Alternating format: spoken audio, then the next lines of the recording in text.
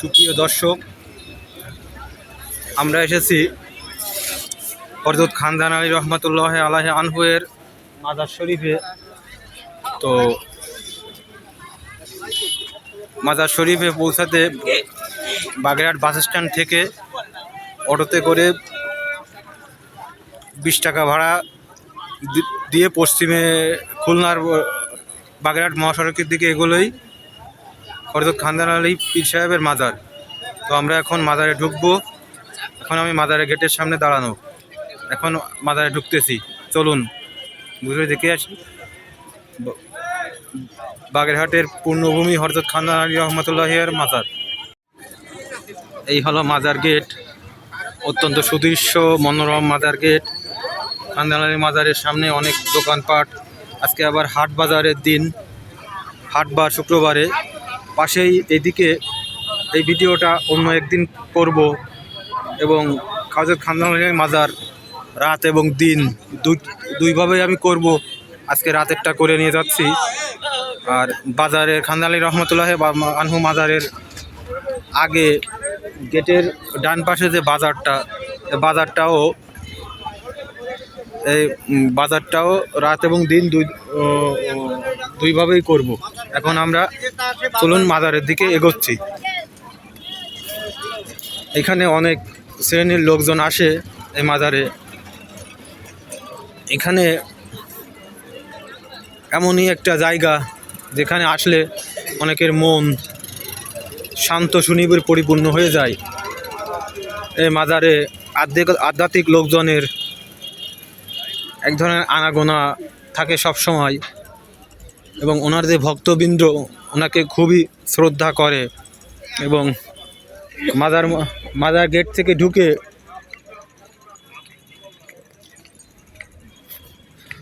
বাম পাশে একটা পর্যটন অফিস, এটার নামটা কি হবে, পর্যটন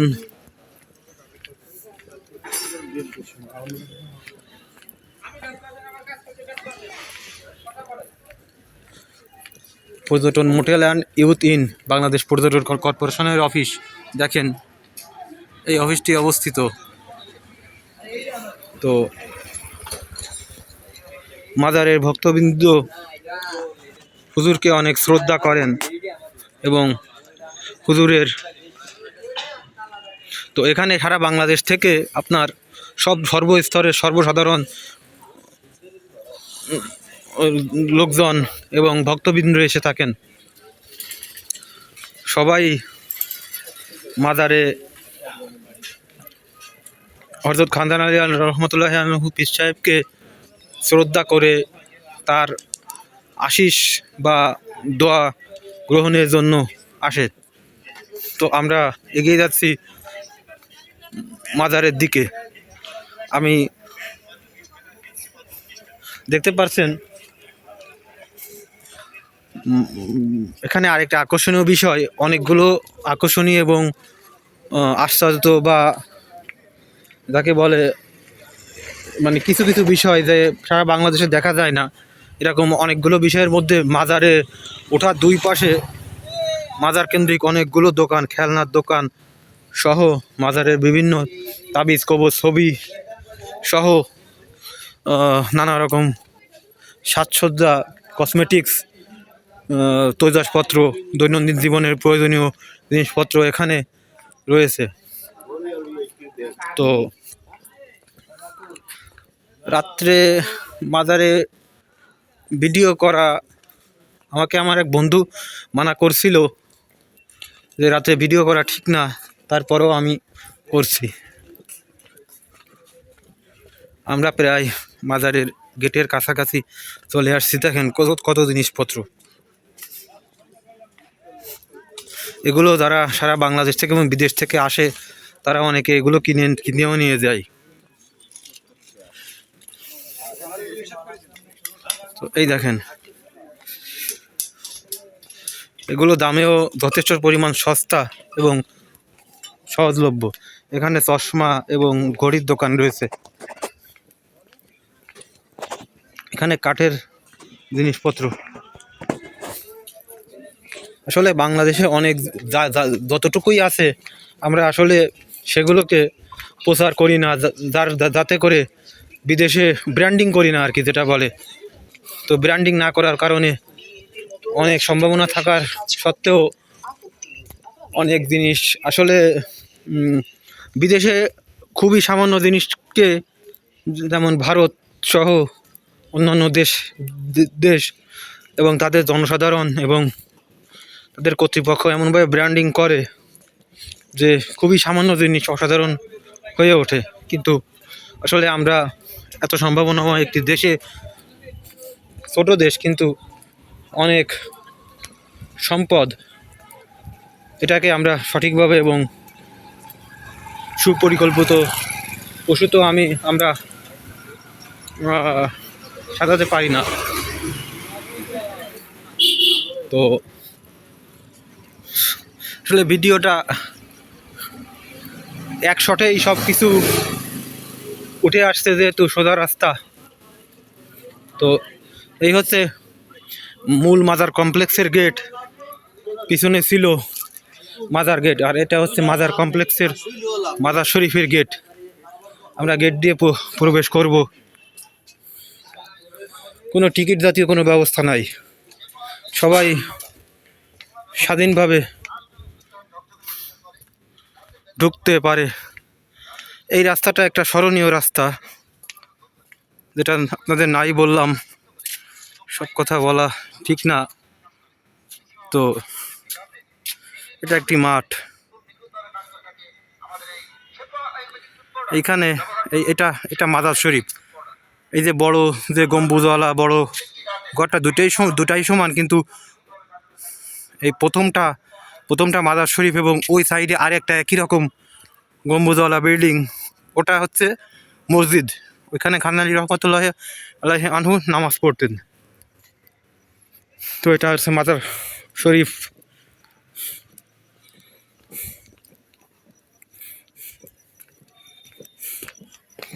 এই দেখুন গেট, এই যে বিল্ডিং, এই গেটটা তালা দেয়া এবং প্রায় চারপাশেই গেট আছে। ভিতরে শুয়ে আছেন হযরত খান আলী রহমতুল্লাহ আলাইহি আনহু। ওখানে হয়তো ভিডিও এলাও না, এজন্য ভিতরে যাওয়া সম্ভব হবে না।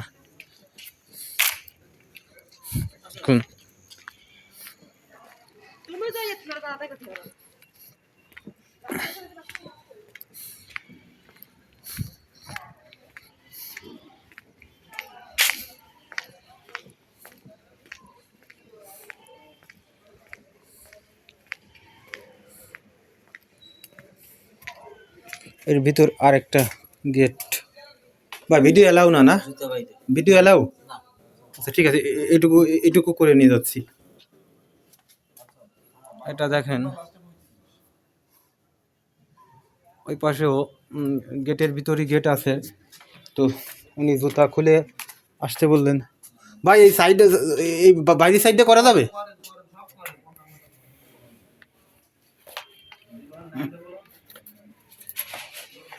জুতা খুলে আমি ভিতরে ঢুকলাম। ভাই মাজার ভিতর করা যাবে না, না? আচ্ছা ঠিক আছে।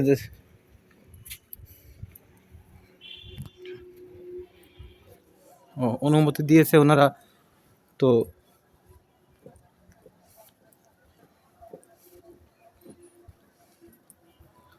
আসলে এক শটেই সবগুলো করা হয়ে যাচ্ছে। এটা মাজার শরীফের চারিদিক।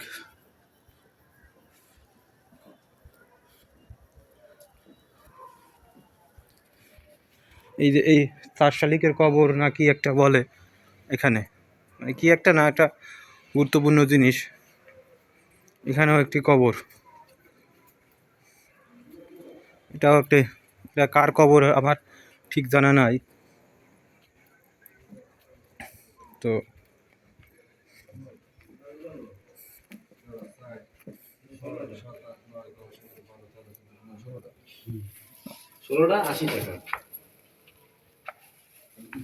ভাইয়া অনুমতি দিয়েছেন মাজার শরীফের চারিদিকে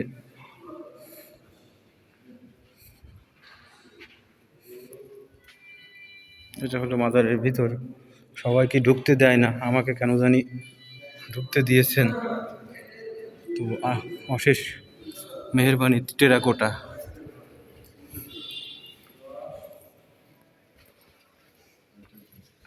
এখানে দান বাক্স আছে, আপনারা যারা মাজার পরিদর্শনে আসবেন এখানে দান করে যাবেন। এটা হযরত খানদানী রহমতুল্লাহি আনহুর মাজার। ইনি ওনার রওজা শরীফ। ইনি এখানে ঘুমিয়ে আছেন। এখানে কার্পেট বিছানো।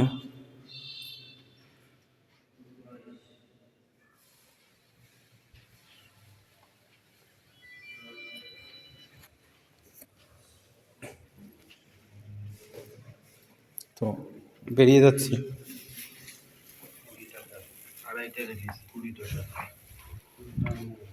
এখানে দান বাক্স দেখেন। আমরা যারা আসি তারা যেন সবাই যেন একটু দান করে যায়।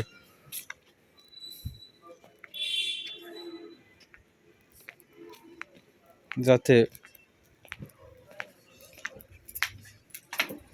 মাজার শরীফের উন্নয়ন করা যায়।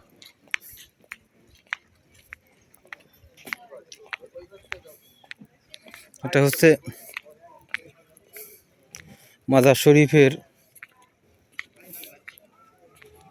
বড় যে সিঁড়িটি আছে এটা। এখানে সপ্তাহে 7 দিনই ভিড় লেগে থাকে, বিশেষ করে শুক্র শনিবার। এখানে প্রচুর পরিমাণে ভিড় প্রদর্শিত হয় এবং এখানে দেশের বিভিন্ন স্থান থেকে মানুষজন আসে এবং শুক্র শনিবার সব ধরনের প্রতিষ্ঠান বন্ধ থাকার কারণে এখানে সবাই ঘুরতে আসেন এবং অনেক বেশি পরিমাণে ভিড় হয়। তো আজকে মঙ্গলবার, আজকে দরগার। আমি একটু জুতা পরে নিই, এটা এভাবে রাখি।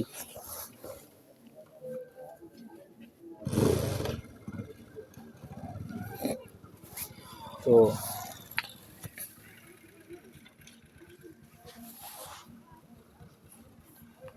মেহেরবানি করে আপনারা সবাই আমাদের বাগেরহাটের এই ঐতিহ্য, বিশেষ করে যারা বাগেরহাটের বাইরে থাকেন তারা এখানে ঘুরতে আসবেন। এই সিঁড়িগুলো টাইলস করে করা।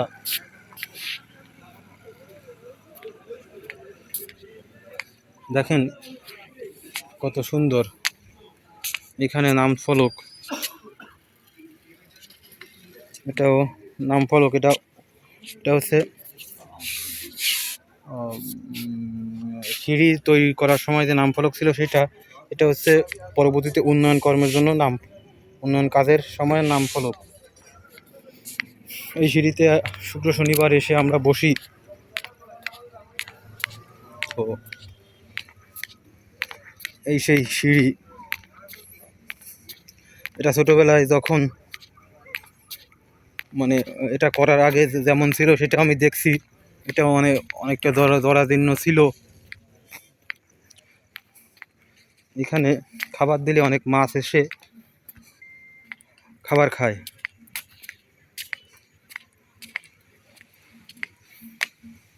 এখানে বসার জায়গা।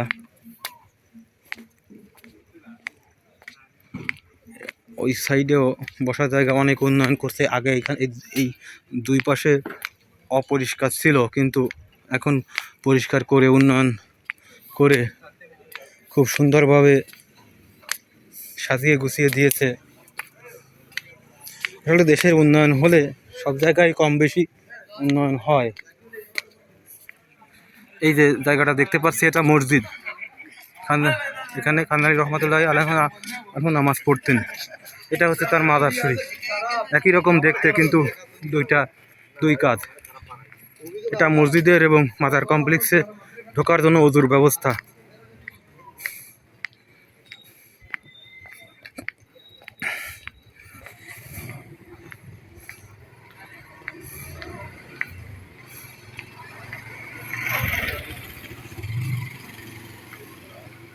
দিঘিটি আর একটু ভালো করে দেখানোর দরকার ছিল।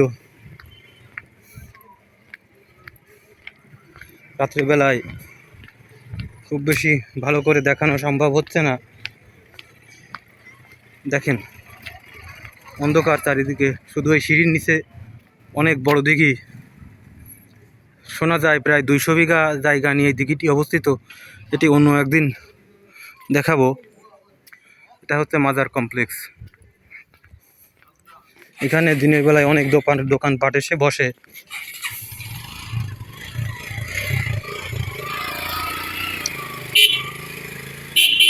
এটা হচ্ছে খানদারাইয়া সরকারি প্রাথমিক বিদ্যালয়। এটা সরকারি প্রাথমিক বিদ্যালয়।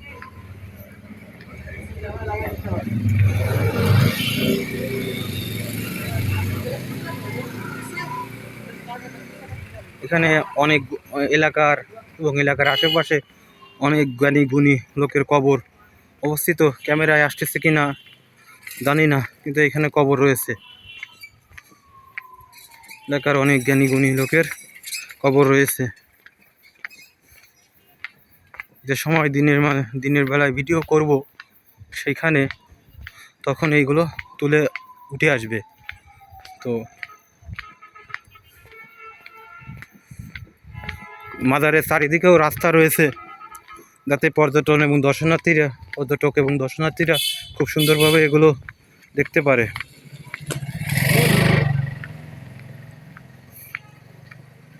তো আমরা যেখান থেকে ঢুকছিলাম সেখানে আবার চলে আসছি। আসলে এক শটেই আমি চাইছিলাম যে অনেকগুলো শট নিতে, কিন্তু এক শটেই অনেকগুলো ভিডিও চলে আসতেছে, মানে একসাথেই সব কিছু চলে আসতেছে। তো আমি আর কিছুক্ষণ ভিডিওটি করে এই ভিডিওটি এখানে শেষ করব।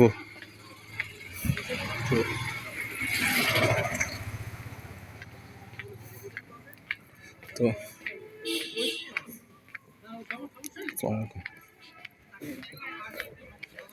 এটা তসবি দোকান এবং সমস্ত ধরনের পবিত্র জিনিসপত্র এখানে পাওয়া যায়। আমাদের ইসলাম ধর্মীয় যেসব জিনিসপত্র কাজে লাগে। এটা হলো যেখান থেকে উঠছিলাম সেইটা। এখানে এখনো উন্নয়ন প্রকল্প চলতেছে।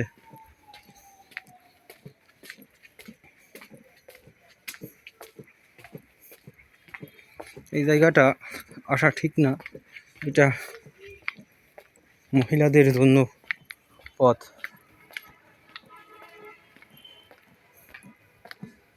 আমি একটু ভিডিওটি কম করে রাখতেছি।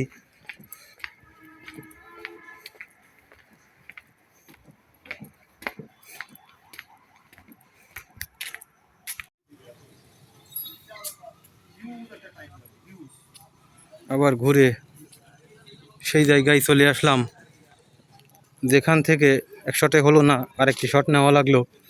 তো এই দিঘির চারপাশে ঘুরে একসময় দিঘির চারপাশের একটা ব্লগ করব, এখন সেটা সম্ভব হচ্ছে না। তো যাই হোক, এটা মাজার কমপ্লেক্স পরিচালনার জন্য এই ভবনটি করা হয়েছে। তো আর বাইরে বেরিয়ে যাচ্ছি। তো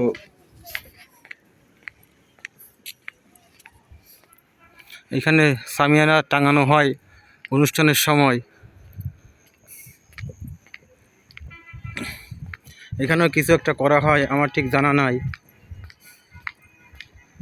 তো এই ছিল মাজার কমপ্লেক্সের মূল ভিডিও। তো ভালো লাগলে চ্যানেলটি সাবস্ক্রাইব করবেন এবং লাইক কমেন্ট শেয়ার করবেন, এবং আরও যাতে এরকম অনেক ভিডিও করতে পারি সেজন্য উৎসাহিত করবেন। আপনাদের কাছে শুধু আমি একটা জিনিসই চাই, যে আমাকে উৎসাহিত করার জন্য একটু লাইক কমেন্ট সাবস্ক্রাইব করবেন এবং শেয়ার করবেন। এবং আমি ফেসবুকে এবং ইউটিউবে দুই দিকেই ভিডিও ছাড়তেছি। তো সবাই একটু সুনজরে দেখে আমার ভিডিওটি একটু যাতে রিচ করে সেদিকে লক্ষ্য রাখবেন। ধন্যবাদ সবাইকে। আসসালামু আলাইকুম।